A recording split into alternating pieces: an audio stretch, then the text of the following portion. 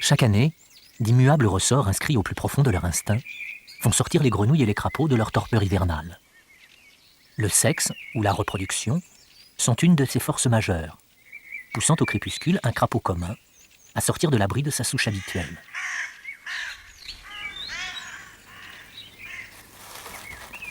Aucun signe apparent n'extériorise la violence de ces pulsions. Pourtant, ce sont elles qui engendreront la farouche énergie permettant au cérémonieux animal de partir pour un très long et dangereux voyage à travers une jungle semée d'obstacles démesurés à l'échelle de ses maigres capacités physiques.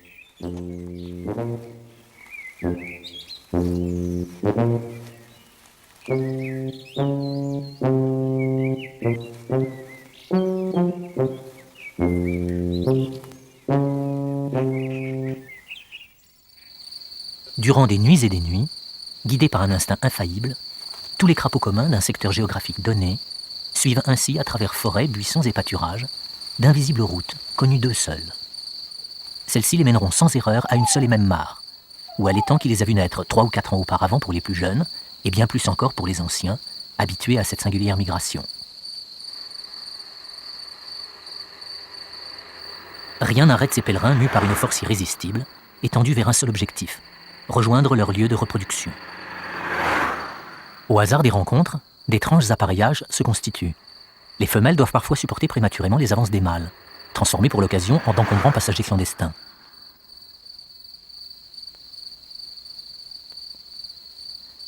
À pattes ou sur le dos de leurs compagnes, les crapauds les plus éloignés de leur site de reproduction auront parfois laborieusement parcouru jusqu'à 2 ou 3 kilomètres avant d'atteindre enfin la frayère.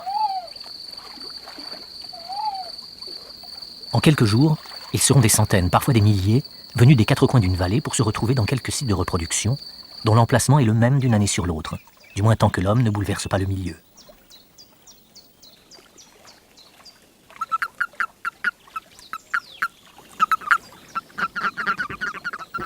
En règle générale, les crapauds mâles arrivent en premier, ou du moins sont-ils largement surnuméraires par rapport aux femelles. Leur frénésie reproductrice est à l'échelle de l'énergie considérable qu'ils ont dépensée pour atteindre ces lieux, si bien que les premières femelles qui atteignent l'eau sont littéralement assaillies par une horde de crapauds déchaînés.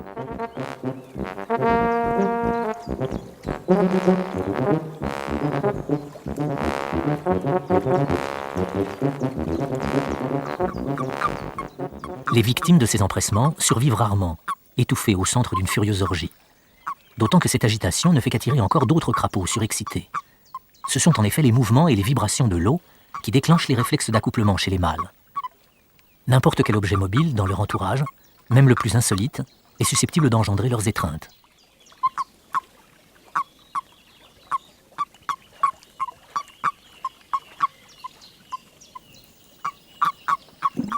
Durant des semaines, la recherche de partenaires est donc l'obsession permanente des crapauds. 24 heures sur 24, ils patrouillent inlassablement, à la recherche d'une nouvelle venue, n'ayant pas encore subi les assauts d'un de leurs congénères. À la première rencontre, le mâle saisit sa partenaire aux aisselles et l'enserre avec une vigueur telle qu'il semble définitivement visser sur son dos. Dans cette position, le mâle attend que la femelle expulse ses œufs pour les féconder au fur et à mesure de leur sortie. Le produit de ces étreintes est un long cordon gélatineux qui contient les 3000 ou 4000 œufs que chaque femelle est capable de pondre tous les ans.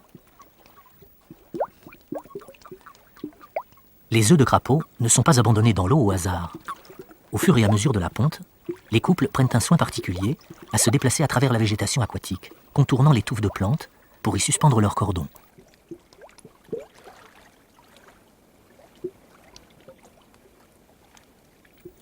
Cette agitation attire évidemment les célibataires du lieu, qui tentent obstinément leur chance auprès des femelles occupées à pondre.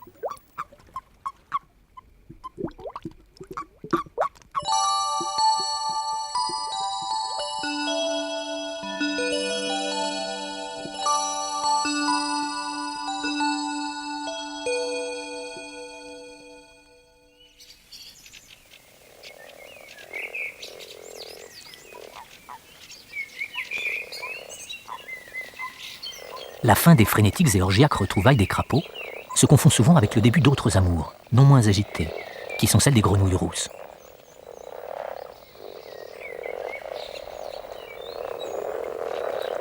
Bond après bond, elles aussi ont parcouru parfois plusieurs kilomètres pour retrouver leur site de reproduction. Les grenouilles rousses, comme les crapauds communs, utilisent pour se diriger le champ magnétique terrestre et les odeurs, dont elles gardent une mémoire très vive. Le couplage de ces deux instruments de repérage leur permet de retrouver avec précision l'étang ou même la portion de rive où se déroulent les cérémonies nuptiales. L'accouplement des grenouilles rousses procède d'une gymnastique similaire à celle des crapauds. Les mâles mettent la même ardeur tenace à embrasser des heures durant leur partenaire, en les tenant fermement sous les pattes, jusqu'à ce qu'elles se décident à pondre.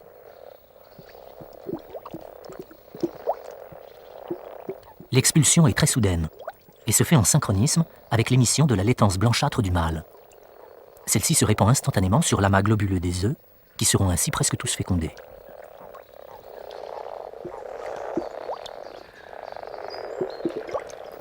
Immédiatement après la ponte, cet étrange caviar est abandonné à lui-même.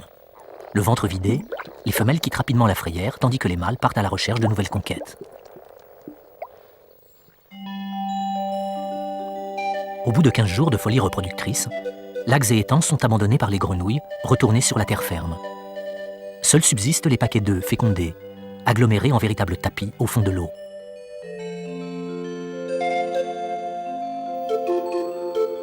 Depuis l'instant de leur ponte, les œufs de grenouilles ont subi quelques transformations. Tout d'abord, chacun d'eux s'est rapidement entouré d'une gangue gélatineuse destinée à les protéger des prédateurs et de l'invasion de bactéries ou de moisissures. Ensuite, une intense activité cellulaire a transformé les petites billes noirâtres en autant d'embryons plus ou moins mobiles qui se libèrent les uns après les autres de leur gluante protection.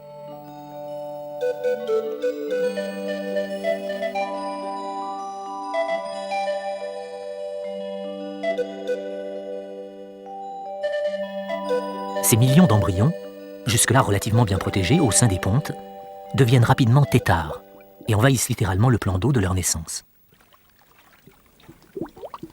À partir de ce moment et durant des semaines, cette masse grouillante de matière vivante sera décimée par toutes sortes de prédateurs qui hantent le milieu aquatique.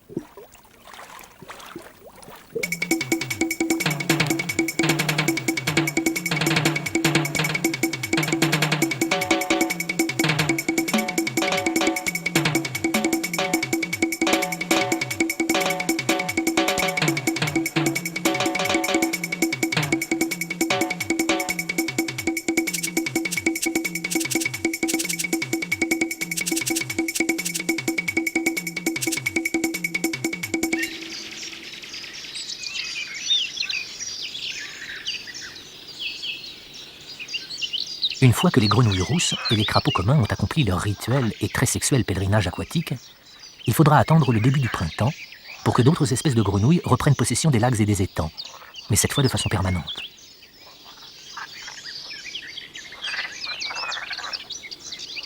Au départ, l'invasion se fait plutôt discrète. Seules quelques grenouilles vertes viennent en effet de sortir d'hibernation et cherchent à profiter paresseusement de la chaleur du soleil. Elles ne sont pas les seules dans cette situation. Et la loi du moindre effort étant très répandue dans la nature, une autre espèce animale s'y soumet avec grâce.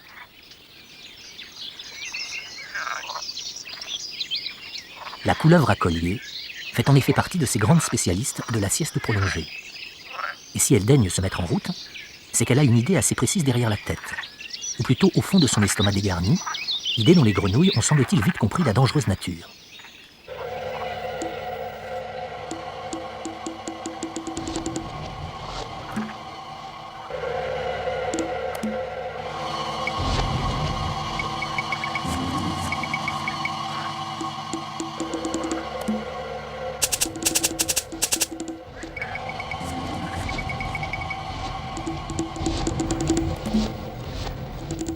Mort d'une grenouille, parmi tant d'autres.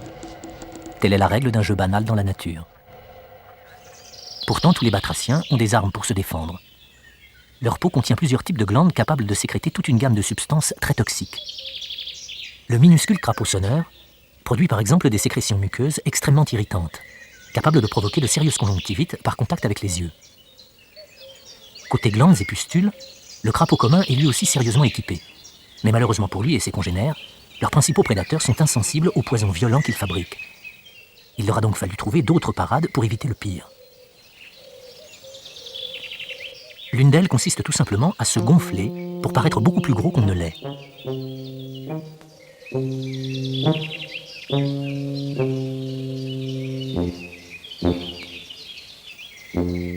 subterfuge semble laisser la couleuvre dans une certaine perplexité, dont le crapaud profite immédiatement.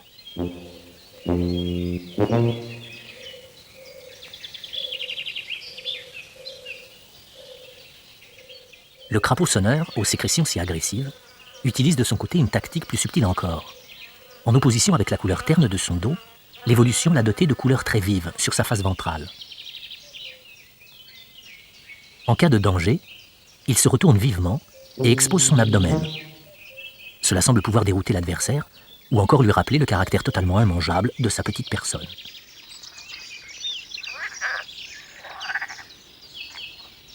Cela dit, si les crapauds et les grenouilles sont souvent au menu des prédateurs, ils font également partie de cette catégorie et n'ont rien à leur envier sur le plan de la voracité.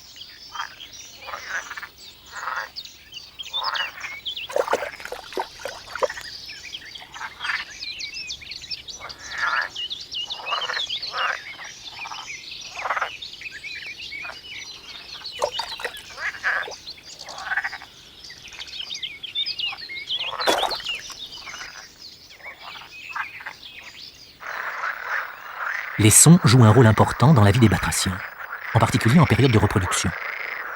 Les grenouilles vertes ne font pas exception à la règle, et durant des semaines, les étangs sont noyés sous l'avalanche assourdissante et cacophonique des chants émis par les mâles à la recherche de partenaires. Ces manifestations vocales n'ont de signification que pour les membres d'une même espèce, et laissent complètement de marbre d'autres habitants des lieux.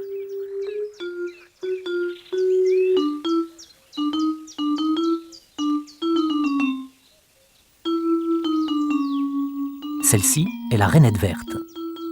Paradoxalement, l'eau n'est pas du tout son élément, et elle passe l'essentiel de son existence dans la végétation des bords, ou sur les branches basses des buissons, où elle adore prendre le soleil.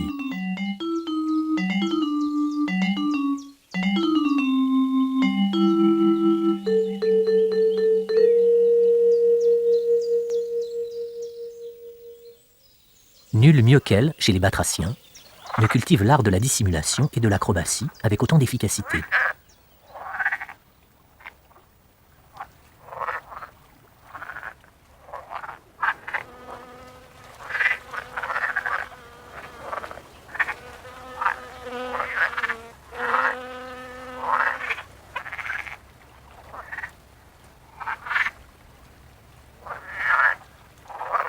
Tout dans sa morphologie est au service de son mode de vie arboricole. La couleur, bien sûr, la légèreté, la taille des pattes, et surtout les doigts fins, déliés, et terminés par de petites masses charnues, fonctionnant comme autant de ventouses qui lui permettent de s'agripper aux feuilles les plus lisses. À la belle saison, la tombée du jour sonne également l'heure de la relève pour les chanteurs du bord de l'eau.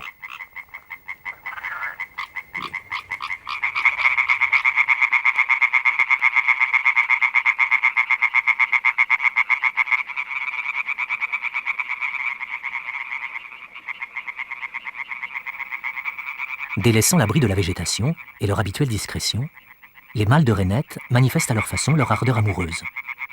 Comme chez les grenouilles vertes, le chant est provoqué par la circulation rapide d'air entre les poumons et la poche du sac vocal, distendue à l'extrême.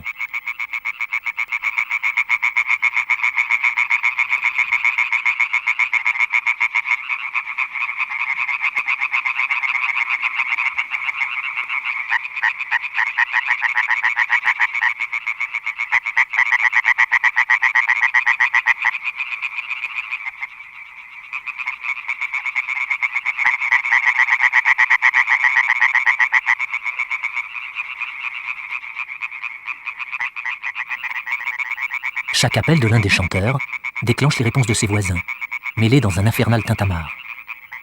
Le but est bien sûr d'attirer les femelles vivant aux alentours.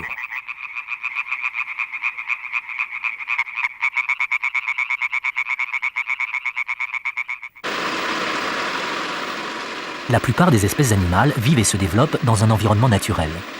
Mais la nature adorant faire des exceptions, certaines espèces sont à l'inverse particulièrement attirées par les milieux artificiels. Chez les oiseaux, le petit gravelot est de ceux-là, indifférent au bruit et au va-et-vient incessant des camions. Chez les crapauds, il faudra attendre patiemment la fin de la journée et l'arrêt des machines pour voir une de ces espèces originales mettre le nez hors de sa cachette.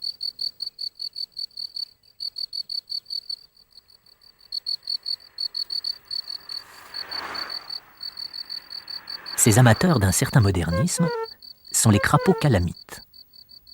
Ils se regroupent en petites colonies de quelques dizaines d'individus qui ont peu à peu déserté les milieux naturels pour envahir les sites artificiels, comme les exploitations de granulats.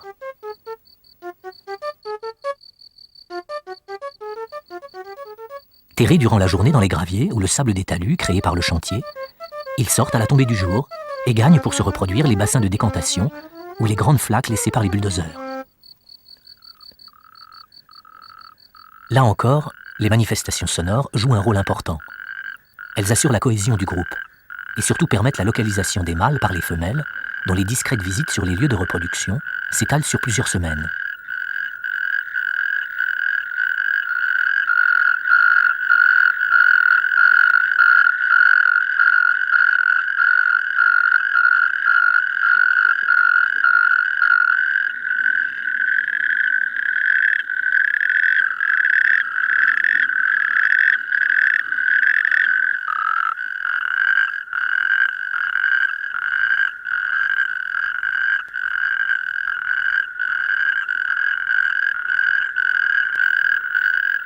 Pendant 2 ou 3 mois, chaque mâle de la colonie alimente ainsi durant des nuits entières l'assourdissant concert. Seul le mauvais temps leur fera prendre un peu de repos de temps à autre.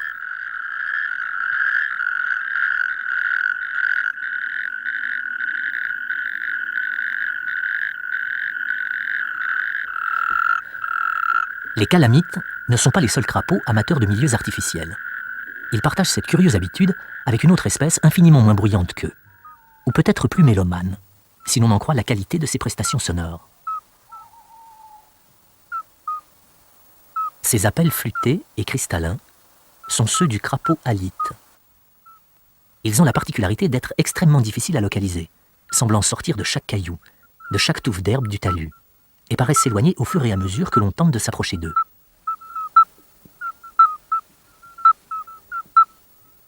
Les instrumentistes sont pourtant parfaitement immobiles, souvent à demi dissimulés au fond de leur terrier, ou tout simplement installés à 2 pas de leur entrée.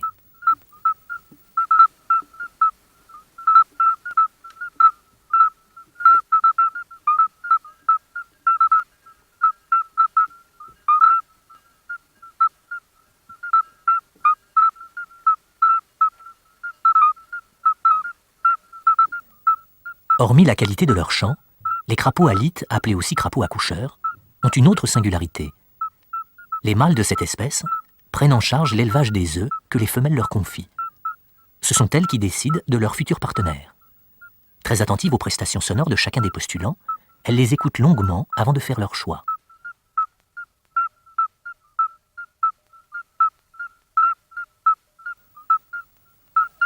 L'accouplement a lieu sur le sol.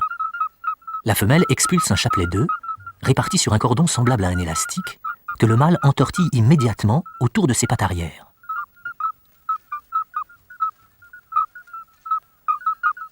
Une fois son fardeau chargé, l'accoucheur retourne à son poste de chant préféré et continue ses vocalises dans l'espoir d'attirer une autre cliente, ce qui arrive assez souvent.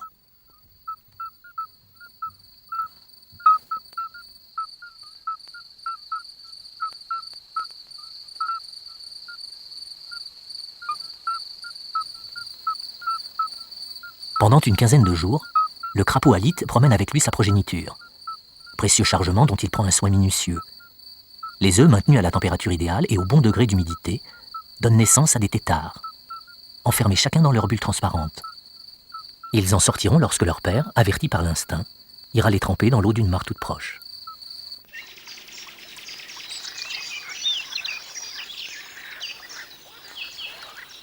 À l'arrivée de l'été, quelques mois après leur naissance, les millions de têtards pondus par l'une ou l'autre espèce auront subi des pertes considérables.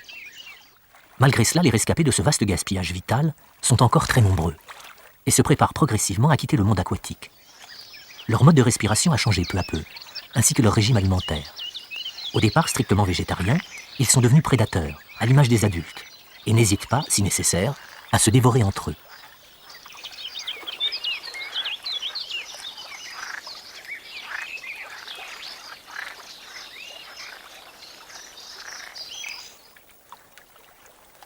Parvenu au terme de ces métamorphoses, tout ce petit monde, crapelet ou grenouillette, a acquis sa forme définitive.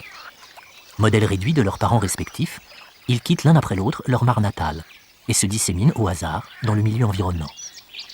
Au prix de hasards et de chances incalculables, seuls quelques-uns de ces êtres infiniment fragiles et vulnérables survivront. 3 ou 4 ans plus tard, ayant atteint l'âge adulte, la plupart d'entre eux reviendront au même endroit pour se reproduire, guidés par la mémoire indélébile du lieu où ils sont nés.